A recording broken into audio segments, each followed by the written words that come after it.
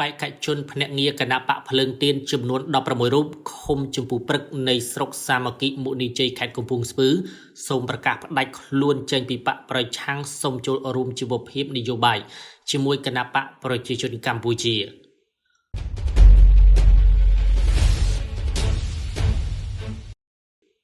នៅថ្ងៃទី22ខែមិថុនាឆ្នាំ2025ឯកឧត្តមទីប៊ុនធេងទីប្រឹក្សារបស់សម្ដេចអគ្គមហាសេនាបតីតេជោហ៊ុនសែន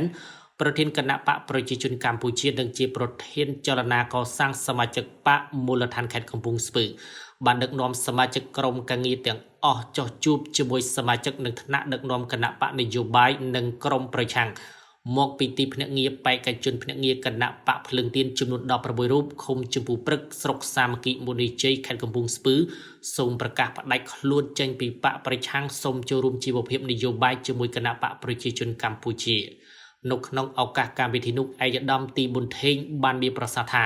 ក្រមលុបសន្តិភាពរបស់សម្ដេចតេជោបច្ចុប្បន្នជាប្រធានគណៈបកប្រជាជនកម្ពុជាគឺអាចឲ្យយើងមានលទ្ធភាពគ្រប់គ្រាន់សម្រាប់បន្តការអភិវឌ្ឍដល់សេដ្ឋកិច្ចសង្គមជាតិរបស់យើងទាំងអស់គ្នាដូច្នេះមានតែគណៈបកប្រជាជនកម្ពុជានោះទេដែលបានស្វែងរកសន្តិភាពនិងការអភិវឌ្ឍជូនប្រជាជន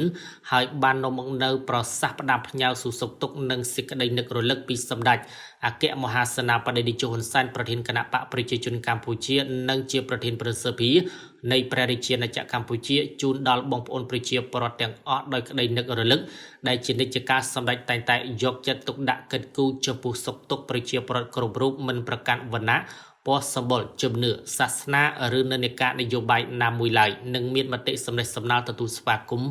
យ៉ាងកក់ក្ដៅចំពោះវត្តមានសមាជិកសមាជិកាអតីតគណៈបកប្រឆាំងចំនួន16នាក់ដែលបានចូលរួមជីវភាពនយោបាយជាមួយគណៈបកប្រជាជននៅក្នុងកម្មវិធីថ្ងៃនេះ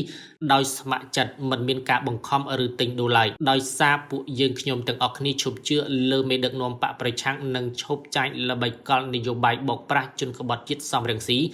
និងបពពួកតទៅទៀតហើយនឹងសូមគោរពគាំទ្ររាជរដ្ឋាភិបាលដែលយកបញ្ហាប្រាសាទតាមុនធំប្រាសាទតាមុនតូចប្រាសាទតាក្របីនិងតំបន់មុំ3ប្តឹងទៅតុលាការយុតិធធអន្តរជាតិ ICJ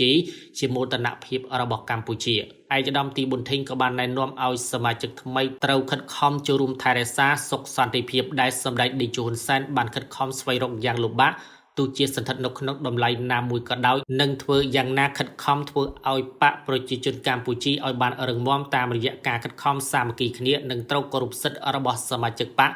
ដែលមានចែងក្នុងលក្ខន្តិកៈគណៈបកនឹងបានរំលឹកជូនសមាជិកសមាជិកាបកអំពីប្រវត្តិការតស៊ូនិងសមិទ្ធផលធំៗរបស់គណៈបកប្រជាជនកម្ពុជាដែលបានតស៊ូរំដោះប្រទេសជាតិពីរបបប្រល័យពូជសាសន៍ប៉ុលពតនិងបានស្ដារកសាងនិងអភិវឌ្ឍប្រទេសជាតិចាប់ពីបាតដៃទទេពិសេសអំពីនយោបាយឈ្នះឈ្នះរបស់សម្ដេចតេជោហ៊ុនសែនប្រធានគណៈបកប្រជាជនដែលបាននាំមកនូវសន្តិភាពនិងការអភិវឌ្ឍរីកចម្រើនលើគ្រប់វិស័យមកដល់សព្វថ្ងៃនេះ